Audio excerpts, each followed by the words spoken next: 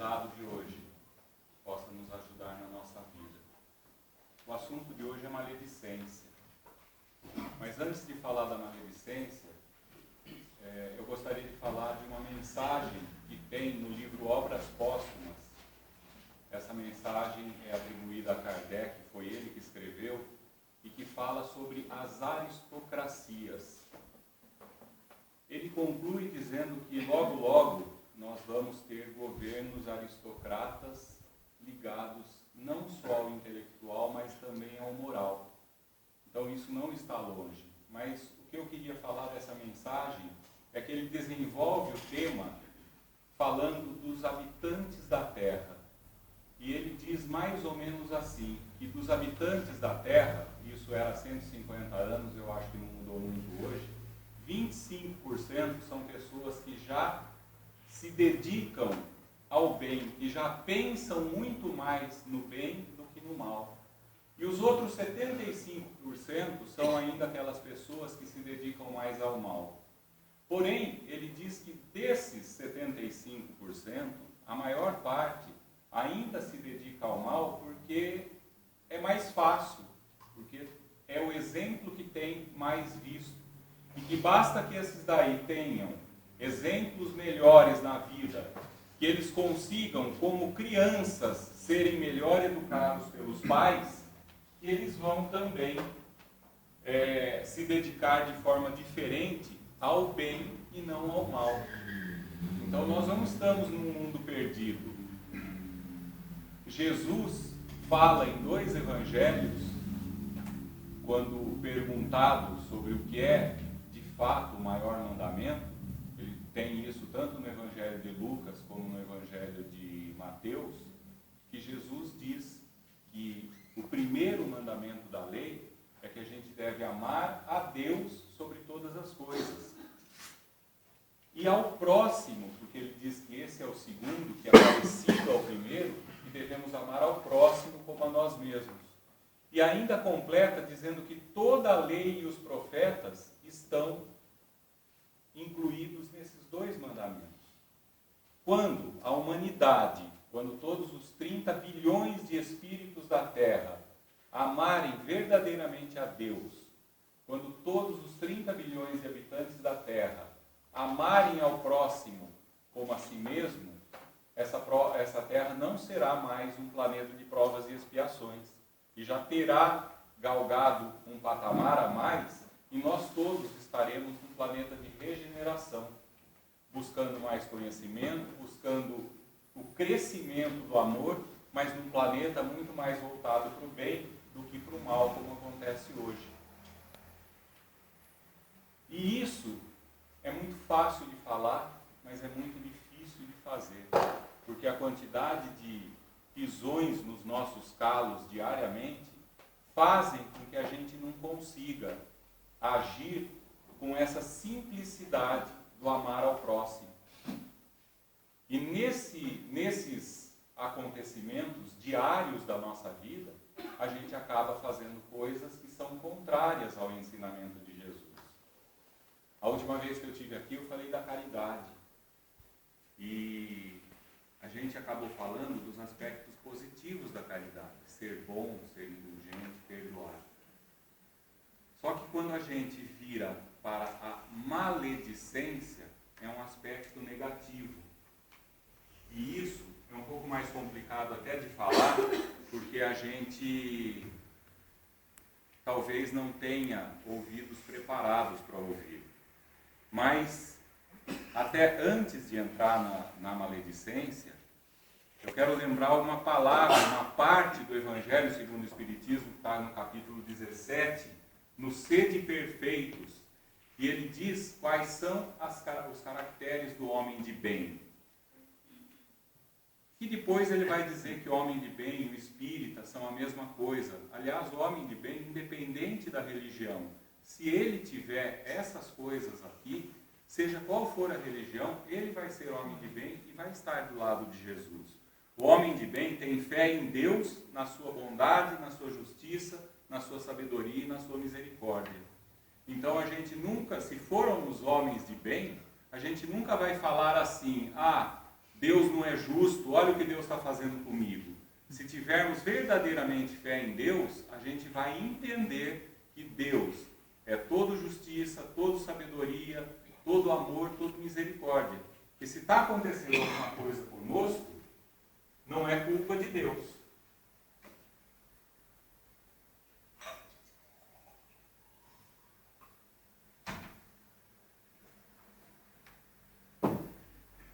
Diz também que o homem de bem tem fé no futuro, porque ele sabe que tudo o que acontece hoje na vida, todas as dificuldades, todas as vicissitudes, todas as dores que a gente passa, são passageiras e tem como finalidade que a gente aprenda, ou que a gente seja provado, ou que a gente expie coisas que a gente fez de errado. Ele está sempre com um sentimento de caridade e de amor ao próximo. Ele é bom, humano e benevolente para com todos. Ele encontra satisfação no bem que faz e não no simplesmente conseguir coisas prejudicando os outros. Ele respeita os outros. Ele tem a caridade como guia. Não tem ódio, nem rancor, nem desejos de vingança. Estuda suas próprias imperfeições na tentativa de se modificar. Não se envaidece. Respeita subordinados e superiores hierárquicos. Isso é muito bonito e é verdadeiro. Quando nós conseguirmos fazer tudo isso, a gente vai conseguir uma situação melhor para nós mesmos. E o que a maledicência tem a ver com tudo isso? Tem uma passagem no livro Os Mensageiros, de André Luiz, escrito Psicografia do Chico, que conta a história de Alfredo e Ismália. Alfredo, na época que ele conta a história, ele cuida de um ponto intermediário entre nosso lar e a terra, que atende espíritos necessitados. Mas ele conta a história dele. Ele era casado e feliz com a Ismália, tinha 2 filhos, e se dedicava extremamente ao trabalho. Ele tinha a mulher que cuidava da casa e dos filhos e se preocupava, então, com a vida material. E tinha um sócio. O que ele não sabia é que esse sócio tinha outros interesses com relação à mulher dele, a esposa dele, Ismália. E esse sócio tentou conquistar a esposa dele durante muito tempo e não conseguiu.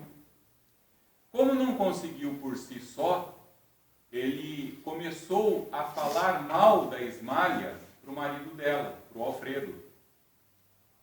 E o Alfredo, sem perceber, começou a aceitar essas informações passadas pelo sócio. De que ela não era uma boa mulher, de que havia desconfiança de que ela não era assim tão quietinha e boazinha como aparentava. Será que ela cuidava mesmo do lar? Será que os filhos eram mesmo bem tratados? E Alfredo mudou de comportamento e começou a ser um homem bastante ruim no lar, com a esposa e com os filhos. Ele modificou-se sem perceber exatamente o que estava acontecendo. Mas mesmo assim, ele continuou casado, ele continuou com a esposa e os filhos. E o sócio, então, tentou uma outra coisa. Subornou empregados, subornou outros que acabaram se envolvendo na situação, e num determinado dia ele preparou uma armadilha. Ele pôs uma pessoa, não no quarto da Ismália, porque a Ismália nunca participou disso. Ele pôs uma pessoa num outro quarto ao lado e fez o marido da Ismália ver essa pessoa saindo correndo da casa. A partir daí, o marido dela, o Alfredo, teve total certeza de que, além de tudo, Ismália era uma esposa adúltera. E a expulsou de casa. Fez ela voltar a morar com os pais na fazenda, pegou os filhos e foi embora para a Europa. 2 anos depois, ele ficou sabendo que a esposa desencarnou e voltou ao Brasil. Algum tempo depois, já no Brasil, o ex-sócio, na cama, perto da morte, chamou-o e contou para ele a verdade. Falou que Ismália nunca teve nada com ele, apesar das tentativas dele, e que o que ele viu foi uma trama preparada pelo próprio ex-sócio com o intuito de conseguir se dar bem com a mulher dele. Não conseguiu, se arrependeu, pediu perdão, que não foi aceito. Alfredo não aceitou o perdão, teve muitos problemas até a desencarnação, e hoje, quando foi escrito o livro, década de 40, ainda vivia sob pagando ou tentando se redimir de uma coisa que ele fez por causa de um único acontecimento, a maledicência. A gente costuma achar que a maledicência é uma coisa que é bobinha. O que uma fofoquinha vai fazer? Nada. Mas a maledicência pode acabar levando ao suicídio, à morte, a coisas gravíssimas nos lares, nos ambientes de trabalho e até mesmo nas casas religiosas. Eu me baseei muito no que eu vou falar hoje num livro da Bianca Ganusa, que chama-se Reciclando a Maledicência. E ela também conta um caso nesse livro. Um caso até mais grave do que esse do Alfredo, porque uma das vítimas da maledicência não resistiu. Mas a história é mais ou menos assim, para ficar bem curtinha. Hoje em dia, nós todos aqui, homens e mulheres, a maior parte de nós trabalha fora. Mas na década de 40, 50, até 60, acho, a maior parte das mulheres não trabalhavam fora, cuidavam do lar. A obrigação de trabalhar fora era do marido, que era quem tinha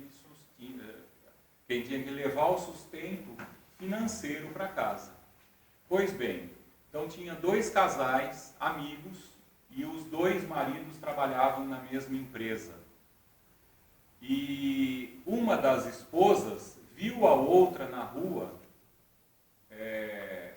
andando com um jovem bem mais novo do que ela e andando de forma apressada.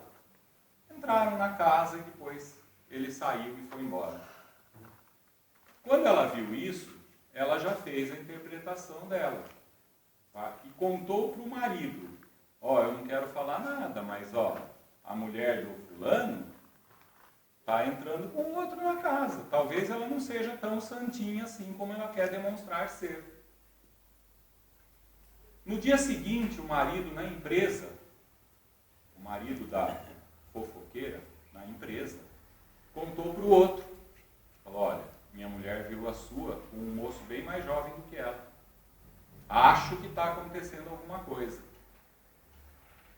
O marido, que se sentiu traído, pediu licença no serviço naquele dia e foi para casa. Chegou lá e ouviu a mulher no telefone. Mas tem que ser às 3 horas, porque mais tarde meu marido chega e eu não quero que ele fique sabendo disso. Pois é, ele ficou certo de que realmente tinha alguma coisa errada. Ele saiu de novo, esperou às 3 horas e voltou para casa. Às 3 horas, na hora que ele chegou, realmente tinha um moço no quarto do casal com a esposa dele. Ele saiu da casa e se matou, se suicidou. Aquele primeiro moço que a senhora tinha visto andando apressadamente com ela, era o veterinário que estava indo cuidar do cachorrinho dela, que passou mal, sentiu não sei o que, e ele foi, tratou do cachorrinho e resolveu o problema. O segundo moço que o marido pegou no quarto dela, tinha levado um colchão que ela acabou de comprar e que queria fazer surpresa para o marido. Ele estava lá colocando o colchão na cama dela. A fofoca, a maledicência, causou uma destruição de uma família, um suicídio, que é um dos atentados, um dos crimes mais duros que se pode ter e que o Espiritismo confirma. Então, só por esses 2 exemplos, a gente vê o que é que a maledicência realmente pode causar na nossa vida. Só que nós estamos realmente extremamente ligados à maledicência. A gente trabalha em empresas e todo mundo fala nas empresas das tais da rádio peão. Rádio peão é aquela rádio que traz a informação que a gente não sabe se é verdade, que não saiu de fonte confiável, mas que de repente a empresa inteira sabe. Há algum tempo o que aconteceu numa empresa que a gente conhece é assim, chegou a informação de que a empresa iria demitir de 30% a 40% dos empregados. Tá? Essa informação não tinha base nenhuma, não se sabe como saiu. Mas saiu e todo mundo comentou. E todo mundo começou a ficar com medo, porque 40% de cada 10, 4 vão ser demitidos. É muita coisa. Tá? E a gente participa disso. A gente na empresa ouve as fofocas. E mais, a gente ouve e acaba passando para frente. E cada vez que se passa para frente, é um pouquinho diferente, é um pouquinho aumentado, ou é um pouquinho modificado. E a gente faz isso, a gente não deixa de fazer. Tá? São raros os que ouvem uma fofoca desse tipo na empresa e falam assim, quem te falou? Ah, estão falando. Estão falando, ninguém falou. Falou, então peraí, olha, vamos conversar com o gerente, vamos ver se ele tem alguma informação mesmo a respeito disso. Só que a gente não faz, a gente fica quieto. Na empresa que eu trabalho e eu administro, alguém chegou para mim e falou, olha, falaram que vai acontecer isso e isso. Eu falei, olha, quem falou? Ele falou, olha, para mim quem falou foi fulano. Eu falei, então chama fulano aqui e vem junto. Aí os dois juntos lá, eu falei, olha, ele disse que você falou isso. Não, mas eu ouvi isso. Ouviu de quem? Ouvi de tal. Eu falei, então chama tal aqui. Você ouviu? Não, eu não falei nada disso. Foi uma brincadeira. Não tem nada a ver com isso. Sabe? Nunca mais foram falar coisas para mim. Tá? Mas essa é uma forma de acabar com a maledicência. Quer ver uma outra coisa que acontece, inclusive que não é nem com fatos reais? As novelas de televisão estão por aí. E tem um monte de revistinha que estão nas bancas e dizem o que vai acontecer nas novelas. Teve uma época que eu comprei 3 revistinhas. Eu quero ver o que vai acontecer. De todas as informações que tinham do que ia acontecer, quase nenhuma das informações aconteceu. Quer dizer, a gente está tão ligado a fazer fofoca que a gente consegue fazer fofoca da novela de televisão, que nem é vida real. Mas a gente faz. Peguem uma revista, se vocês nunca fizeram isso, essas revistinhas custam R$1,90. Comprem uma, pega, leia o que vai acontecer e vê se realmente acontece.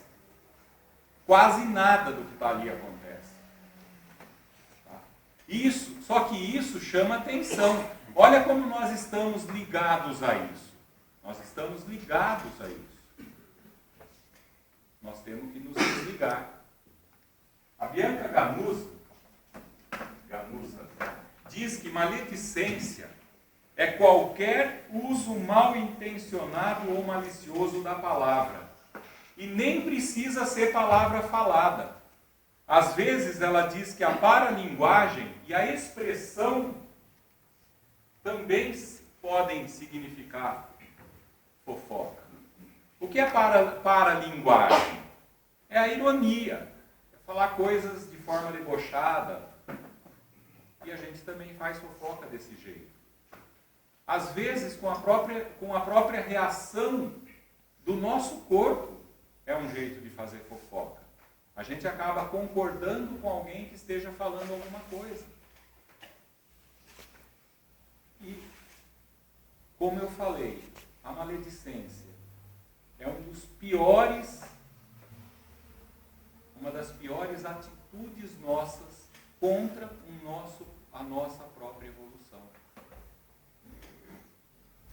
nós temos que lutar muito contra a maledicência. E aí tem vários tipos de maledicência. Um boato é uma maledicência. O que é um boato? É uma notícia anônima. É o que eu acabei de falar da empresa. Se alguém divulgou uma notícia que nem era verdadeira. Isso é um boato.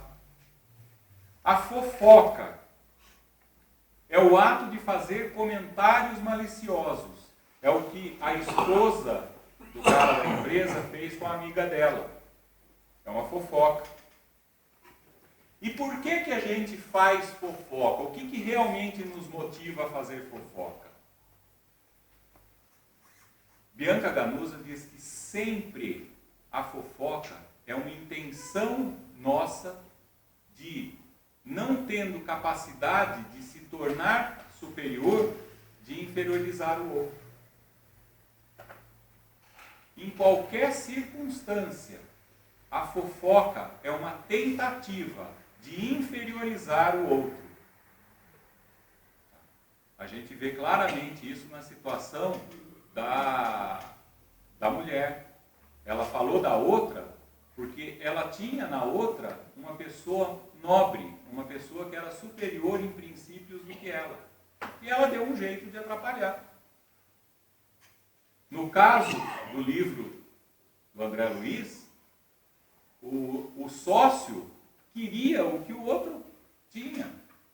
Queria ser melhor do que o outro, queria ser mais do que o outro, queria provar que ele é que teria as coisas para ele, não o outro. Se a gente observar todos os casos de fofoca, todos os casos de maledicência, sempre vai haver a intenção de quem faz a fofoca de se mostrar superior ao outro, mesmo que a gente faça sem perceber. Porque a gente não se conhece e a gente acaba fazendo coisas que a gente não percebe por que está fazendo, mas faz. Toda maledicência envolve algumas coisas que acontecem no mundo. Em primeiro lugar, a luta por poder e domínio. A gente vive lutando para ter mais poder do que os outros e para ter domínio, inclusive dentro de casa. Em casa sou eu quem manda, minha mulher só diz sim.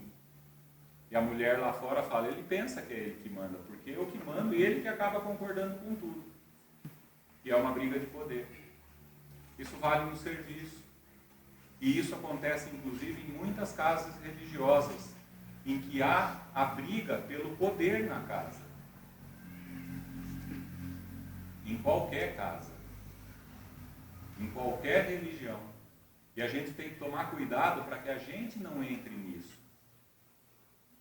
Quando uma casa espírita entra por esse lado, sabe o que acontece com ela? Acaba. E acaba rápido. Não dura. Outra coisa que nos leva à maledicência é a intolerância com as diferenças. Uma coisa que a gente está vendo muito hoje no mundo é a intolerância com o homossexualismo. A gente não tem que estar preocupado com a preferência sexual de nenhuma pessoa, de ninguém. A preferência sexual não traz incapacidade para trabalhar, não traz incapacidade para ser espírita ou ser católico ou ter qualquer outra religião, não traz incapacidade para viver em família. Tá? E a gente fala assim, na minha família não, eu não quero. Nem vai ter. Hoje uma outra dessas, hoje até nem é tão falado. Muitos pais falavam assim, minha filha fica viúva, separada não. E agiam dessa forma. É intolerância às situações, às diferenças. Nós tivemos uma conhecida nossa que se separou há mais ou menos 10 anos.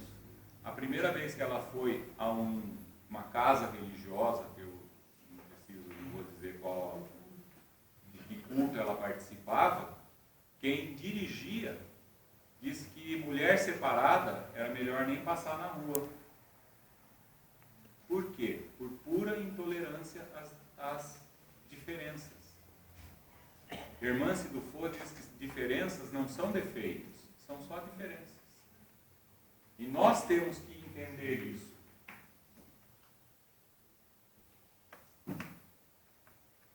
Uma outra coisa que a Bianca coloca como auxílio à maledicência é a diminuição do afeto, do carinho. As pessoas não têm mais tempo para o carinho. E isso começa dentro de casa.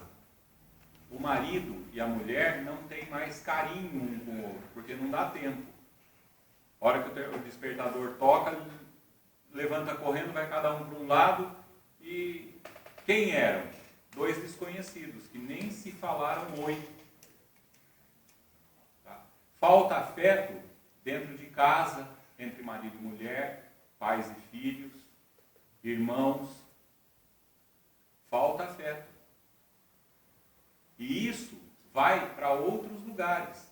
A gente chega no emprego e ninguém se cumprimenta. São vários desconhecidos trabalhando no mesmo ambiente. Que não têm a capacidade de falar oi, bom dia, boa tarde, como vai. Isso é coisa que está ficando para o passado. É desnecessidade em função da necessidade material que a gente está vivendo hoje. A gente se preocupa tanto com o material que a gente esquece o relacionamento. E a falta de afetividade também ajuda na maledicência. E não é por fim, além do afeto, ela fala na falta de solidariedade. A gente nunca está pronto para fazer alguma coisa que não é a nossa função. E de novo começa em casa, não é no serviço não. A esposa não acorda bem, está naquele dia de enxaqueca e etc e tal, mas o marido obriga a fazer as tarefas que ela tem que fazer. Eu quero o meu café da manhã, eu quero o meu almoço, se vira. Toma remédio. É falta de solidariedade. E isso vale no emprego também. Ah, não vou fazer isso porque não é minha função, é função dele. E a gente faz dessa forma. E por último, a gente não pode esquecer que os espíritos desencarnados atuam na nossa vida muito mais do que a gente imagina. E toda vez que a gente tem qualquer uma dessas atitudes, toda vez que a gente se propõe a qualquer uma dessas coisas, sempre vão ter espíritos com a mesma sintonia, com a mesma vontade, jogando mais lenha na fogueira. E nós vamos nos queimar. E isso vira bola de neve. E vai aumentando, vai aumentando. E é assim que a maledicência, muitas vezes, pode nos destruir. Mas algumas coisas, alguns sentimentos nossos, a gente precisa começar a analisar para que a gente possa evitar a maledicência. Porque é o primeiro passo, nós precisamos evitar a maledicência.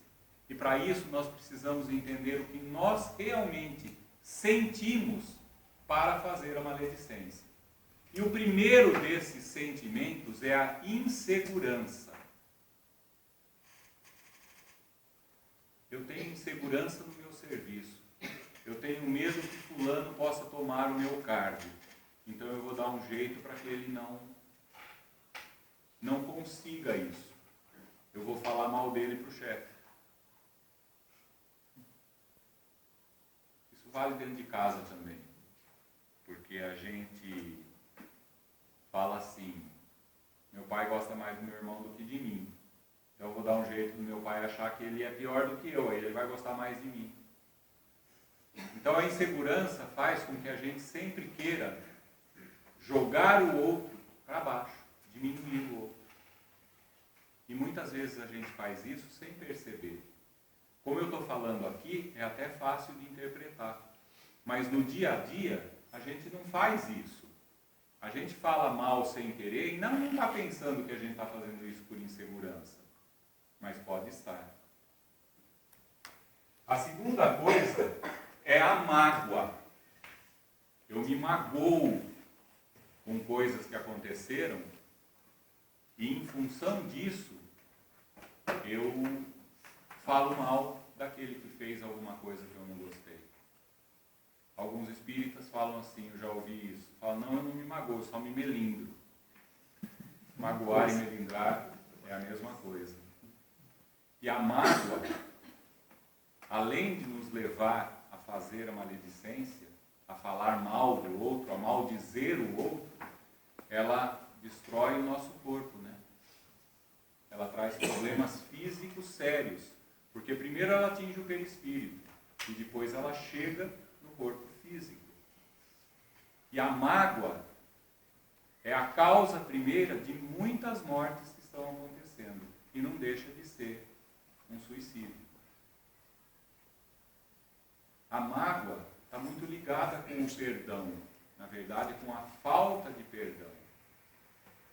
E a gente se aproveita de possibilidades e acaba judiando do outro porque nos magoamos com ele.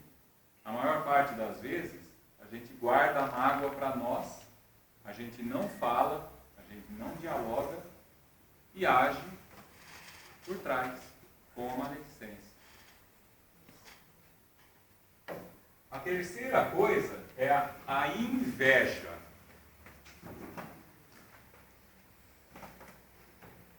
E nós temos inveja, muitas vezes, pelos bens materiais. Aparece alguém na empresa com um carro novo, todo mundo quer. E ainda fala assim, não sei como ele tem esse carro. O mês passado ele estava dizendo que o salário não está dando, como é que ele compra um carro novo? Ah, deve ter feito alguma coisa errada. Deve ter se vendido por alguma coisa. Tá. E essa é a inveja pelo bem material. Mas tem invejas que não são pelos bens materiais. Tem a inveja pelo cargo que o cara ocupa na empresa. Tem a inveja porque eu quero a namorada dele para mim. Não é amor. É simplesmente querer mostrar que é mais do que o outro. O outro não pode ter um carro novo e eu não ter. Aliás, se ele comprou um novo, eu tenho que comprar um muito melhor. Porque é só assim que eu venço a minha inveja. E aí eu aproveito mesmo para falar mal. Ele não tinha condição de ter aquele carro. Aquele emprego, ele só tem porque ele tem quem indique. Ele não merece, ele não tem capacidade para estar lá. Eu é que devia estar lá.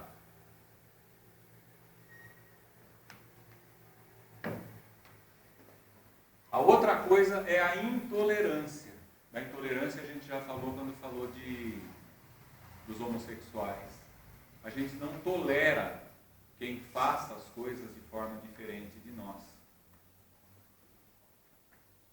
E muitas pessoas se afastam completamente e realmente passam a fazer maledicência porque não aceitam o comportamento do outro. Tem um amigo nosso e na casa dele é ele que cozinha, a esposa dele não cozinha. Isso não é assim uma coisa tão rara e nem tão nova. Minha avó nunca cozinhou, sempre foi meu avô que cozinhou. Na minha casa, minha esposa não cozinha, sou eu que cozinho. E isso não tem nada demais, são situações diferentes do que é mais comum. Mas esse amigo nosso, ele cozinhava. E o dia que um cunhado dele soube que era ele que cozinhava, ele nunca mais foi na casa dos dois, nunca mais conversou com nenhum dos dois. Nem com a irmã dele, nem com o marido. Porque onde já se viu o homem cozinhar? Talvez o homem que cozinha não seja homem. Tá? Então, diferença não é defeito. E a gente tem que aprender a tolerar as diferenças quando a gente não aceita. Mas tolera. É o primeiro caminho, é o primeiro passo para o aprendizado. E a gente aprende. Outro dos itens, só falta mais 3, é a arrogância. Arrogante é aquele que sabe tudo, sempre, de qualquer assunto, em qualquer circunstância. E só ele tem a verdade. E a gente costuma ser arrogante em muitas situações na nossa vida. A gente pode até falar, eu não sou arrogante, sempre. Mas de vez em quando a gente é. Quando a gente começa a conversar com alguém e a pessoa começa a falar uma frase e a gente não deixa ele terminar a frase porque a gente já sabe do que está falando, já tem a resposta, já tem a situação completa para falar, a gente está sendo arrogante. E a gente costuma fazer isso. A arrogância é outro ponto que faz com que a gente seja maledicente. Porque a gente começa a perceber que nem tudo é exatamente como a gente fala. Então, alguém que se mostre ter algum conhecimento que a gente não tem, a gente precisa denegrir a imagem dele para a nossa permanecer alta. Culpa. Nós somos imperfeitos. Todos cometemos erros. Todos continuamos cometendo erros. Muitos a gente não percebe, mas muitos a gente percebe. E quando a gente percebe, a gente tem 2 caminhos. Ou a gente fala, poxa vida, errei, mas não quero mais errar, da próxima vez eu não vou errar mais, vou pedir desculpa para a pessoa porque eu fiz isso, eu não percebi que eu estava fazendo, mas agora eu estou consciente que eu errei. Ou então a gente se sente culpado, e simplesmente se sente culpado, e fala assim, bom, para que a minha culpa não seja tanta, eu preciso dividir com alguém, então eu vou jogar parte da minha culpa no outro. E faço isso falando mal do outro, falando, olha, eu só errei porque ele me fez errar. A gente joga a culpa no outro. A responsabilidade é nossa, mas a gente dá um jeitinho de falar que foi do outro. É o caso do Alfredo, casado com a Ismália. Ele se sentiu culpado de ter feito a Amália sofrer injustamente, mas a culpa não foi dele, foi do outro. Foi do sócio dele que preparou toda uma trama. Quer dizer, ele não teve a decência de ir pesquisar, ir avaliar se tudo aquilo que estava acontecendo era verdade. Achou que era verdade, fez tudo o que fez e a culpa é do outro, não é dele. Mas não é assim que funciona. E a última coisa é o julgamento. Jesus deixou bem claro para nós que a gente será julgado na mesma medida que nós julgarmos os outros. Mas nós estamos sempre prontos para julgar os outros. Sempre. A gente está pronto para julgar a nossa esposa, a gente está pronto para julgar nossos filhos, nossos pais, que os nossos pais são os culpados pelo que aconteceu com a gente. Se eu não tivesse meus filhos, eu não brigava com a esposa. Se eu não tivesse aquela esposa, eu podia ter uma muito melhor. Né? E a gente julga, a gente faz do outro o que a gente quer. O que a gente esquece é que realmente nós vamos ser julgados pela nossa consciência do mesmo jeito que a gente julga os outros. E isso vai acontecer independente do que a gente fizer.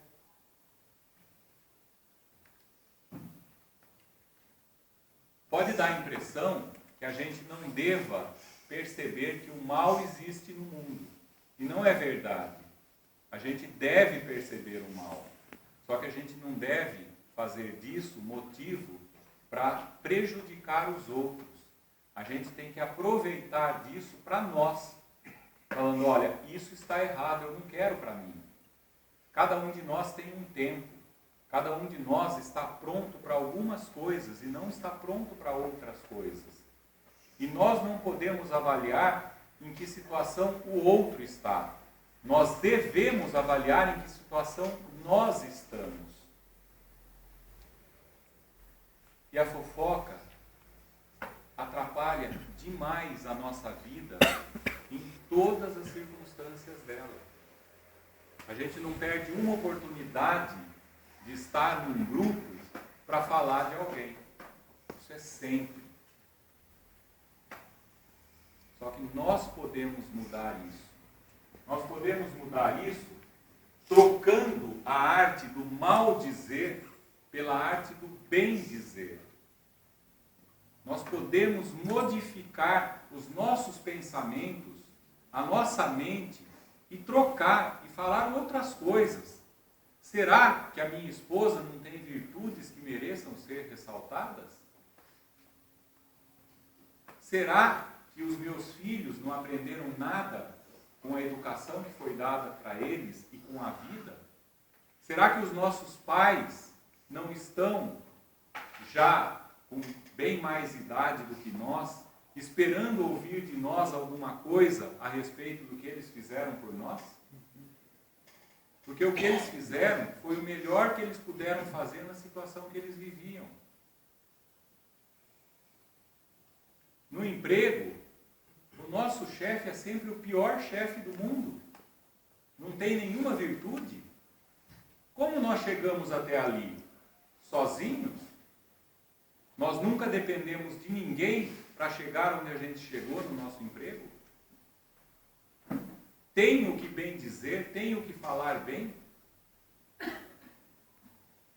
Os que convivem conosco no trabalho não têm as suas virtudes? Não podemos valorizar essas virtudes?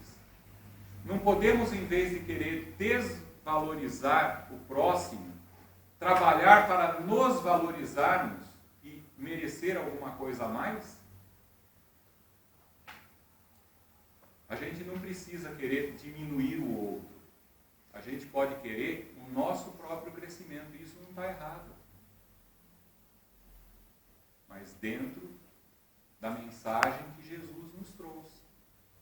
Nós devemos amar a Deus sobre todas as coisas e ao próximo como a nós mesmos. Devemos fazer ao próximo exatamente o que gostaríamos que o próximo fizesse para nós, mesmo que ele não faça. Porque nós vamos ganhar fazendo o certo. E o nosso próximo, se hoje não faz, no futuro vai fazer. Eu gosto sempre de falar das 3 peneiras do Sócrates. Eu já falei isso aqui na outra vez, mas eu falo de novo. Chegou uma pessoa para falar para Sócrates. Sócrates viveu muito tempo antes de Jesus. Chegou uma pessoa para falar para Sócrates e falou: você não sabe o que eu tenho para falar do seu amigo.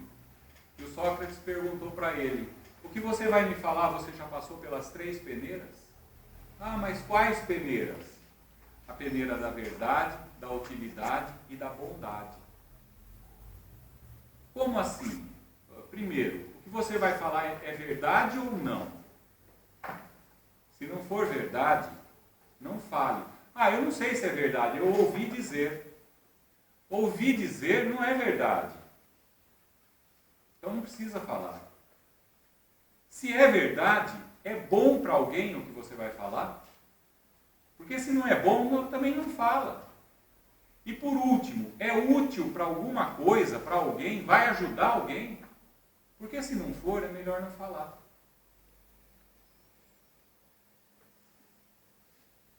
E tem uma coisa, eu até falei isso ontem, né?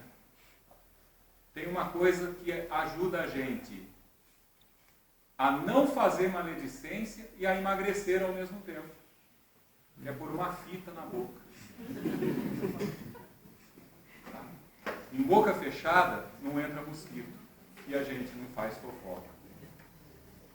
Eu espero que todos nós possamos compreender a mensagem, que cada um esteja preparado para olhar para si próprio, não para os outros, para si próprio. Será que eu tenho que fazer para evitar a fofoca, a maledicência? Porque a gente pode falar assim hoje: se existisse inferno e lá tivesse o bairro dos fofoqueiros, eu acho que era para lá que eu ia. mas eu não quero mais ir para lá. Então eu vou me modificar. Eu não quero mais fazer maledicência. Eu vou transformar a maledicência que eu faço hoje no bem dizer, no falar bem, no respeitar todos e a mim mesmo. Que Jesus nos ajude nessa caminhada.